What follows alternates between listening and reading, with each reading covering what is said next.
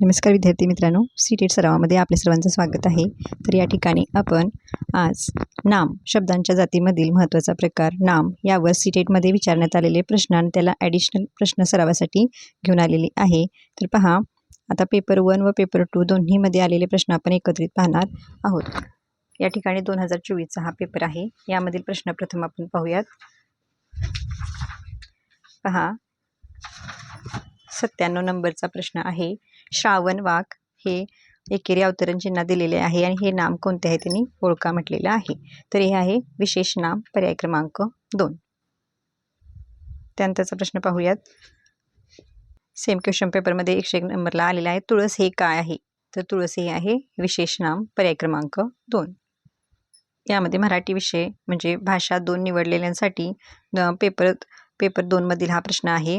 बाजरीच्या भाकरी हे एकेरी अवतरण चिन्ह दिलेलं आहे आणि त्याचं काय विचारलेत, हे काय आहे असं विचारलेलं आहे. तर हे आहे विशेष नाम, पर्याय क्रमांक 2.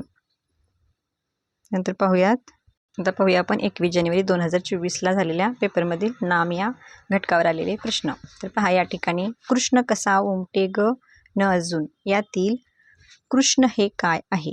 काय म्हटलेत? कृष्ण हे काय आहे? 102 नंबरला पहा. आणि कृष्ण हे आहे विशेष नाम, पर्याय क्रमांक 2. नेक्स्ट 2020च्या क्वेश्चन पेपरमध्ये आलेला नामाविषयीचा प्रश्नच पहा. पुढीलपैकी विशेष नाम कोणते? देश, कंकण, पताका, सूर्य. आणि योग्य उत्तर आहे पर्याय क्रमांक 4 सूर्य, कारण बाकी सर्व आहेत सामान्य नामे. सेम क्वेश्चन पेपरमधील प्रश्न आहे. पुढील पर्यायापैकी विशेष नाम शोधा. जहाज, विमान, चंद्र, रस्ता. आणि उत्तर आहे पर्याय क्रमांक 3 चंद्र, कारण जहाज, विमान, रस्ता हे आहेत सामान्य नामे. 125 नंबरचा प्रश्न पहा. पुढीलपैकी विशेष नाम नसलेला पर्याय निवडा. गृहलक्ष्मी, ग्रंथसंग्रह, गडकरी, श्रीधर. आणि यापैकी योग्य उत्तर आहे पर्याय क्रमांक 1 गृहलक्ष्मी, कारण बाकी सर्व विशेष नामे आहेत आणि गृहलक्ष्मी हे सामान्य नाम आहे. तर घरातील मुख्य स्त्रीला, कर्त्या स्त्रीला काय म्हटलं जातं? गृहलक्ष्मी. मध्ये कोणत्याही घरातील असो म्हणून ते सामान्य नाम आहे. पहा, थोडक्यात आपण नाम व नामांचे प्रकार पाहणार आहोत, जेणेकरून तुम्हाला कोणत्याही प्रकारचा डाऊट राहणार नाही. तर पहा, या ठिकाणी नामाचे शब्दांच्या जातीतील महत्त्वाचा हा प्रकार आहे आणि याच्यातील नामाचे एकूण 3 प्रकार पडतात. सामान्य नाम, विशेष नाम आणि भाववाचक नाम. भाववाचक नामाला धर्मवाचक नामसुद्धा असे म्हणतात आणि याच्यावरची सुद्धा सी-टेटमध्ये खूप प्रश्न विचारले गेलेले आहेत. तर या ठिकाणी सामान्य नाम म्हणजे काय? तर एकाच जातीच्या पदार्थातील समान गुणधर्मामुळे त्या वस्तूला जे सर्वसामान्य नाव दिले जाते त्याला म्हणतात सामान्य नाम. उदाहरणार्थ पर्वत, घोडा, शाळा, नदी इत्यादी. त्यानंतर विशेष नाम म्हणजे जे नाम एकाच जातीच्या विशिष्ट व्यक्तीचा, प्राण्याचा किंवा वस्तूचा बोध करून देते त्या नामाला काय म्हणतात? विशेष नाम. उदाहरणार्थ रामदास, सचिन, हिमालय, गंगा इत्यादी. त्यानंतर भाववाचक किंवा धर्मवाचक, तर ज्या नामामुळे प्राण्यामधील काय होतो किंवा पदार्थांमधील गुणाचा, भावाचा अथवा धर्माचा बोध होतो ते असते भाववाचक नाम किंवा धर्मवाचक नाम. उदाहरणार्थ चांगुलपणा, शौर्य, आनंद, दिव्यता, गुलामगिरी, पुशारकी, धैर्य, सुवासिकता.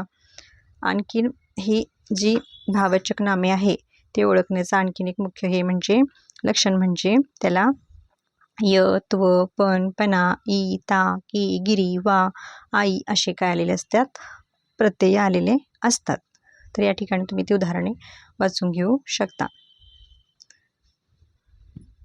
चला तर यावर आपण सराव घेऊयात. पुढील शब्दातील भाववाचक नाम कोणते? विजया, सौंदर्य, गाव, सागर. आणि उत्तर आहे, सांगा. उत्तर आहे पर्याय क्रमांक 2 सौंदर्य.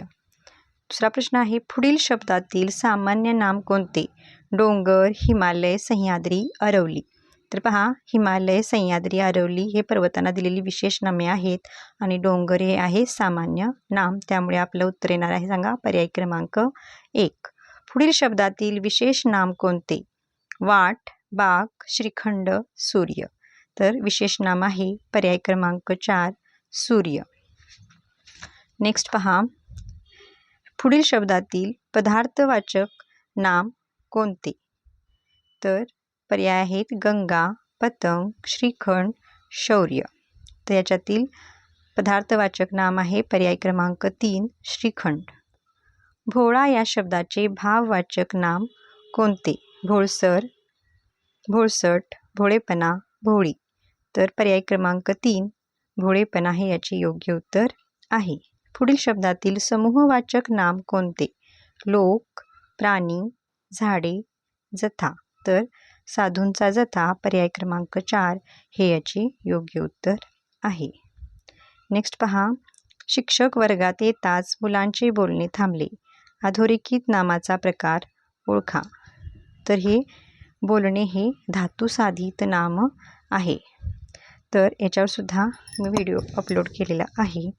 त्याचबरोबर हे बोलणे थांबले हे संपूर्ण काय आहे? संयुक्त क्रियापद आहे आणि याच्यातील बोलणे हे धातुसाधित आहे. तर तुम्ही त्याच्यासाठी तो व्हिडिओ पाहून घ्या. नेक्स्ट पहा, जो 9वा प्रश्न आहे त्याचं उत्तर तुम्हाला कमेंट करायचं आहे, जेणेकरून तुम्ही व्हिडिओ मनापासून पाहत आहात की नाही किंवा तुम्ही कितवर व्हिडिओ पाहिला हे सुद्धा मला कळणार आहे आणि तुमचा अभ्यास झाला की नाही हे सुद्धा तुम्हाला सुद्धा कळणार आहे. नेक्स्ट पहा, पुढीलपैकी धर्मवाचक नाम असलेला पर्याय निवडा. लालित्य, गरीब, कुरूप, पंडित. आणि उत्तर आहे पर्याय क्रमांक 1 लालित्य. कर नाही त्याला डर कशाला या म्हणीतील अधोरेखित शब्दाचा नाम प्रकार ओळखा. तर विशेष नाम, सामान्य नाम, भाववाचक नाम, धातुसाधित नाम. कर, कर हे काय आहे? सामान्य नाम पर्याय क्रमांक 2. नेक्स्ट, वडिलांनी दादांच्या कामाची वाहवा केली या वाक्यात एकूण किती नामे आलेली आहेत? तर पहा, वडील, दादा अशी किती आलेली आहेत? ही नामे 2 नामे आलेली आहेत. तर पहा, या ठिकाणी जो प्रश्न आपण 12वा घेतला होता आणि 11, तर 11 काय आहे? कर नाही त्याला डर कशाला या म्हणीतील अधोरेखित शब्द कर आहे आणि कर हे धातुसाधित नाम आहे. पर्याय क्रमांक 4 ह्याची नोंद तुम्ही घ्यायची आहे.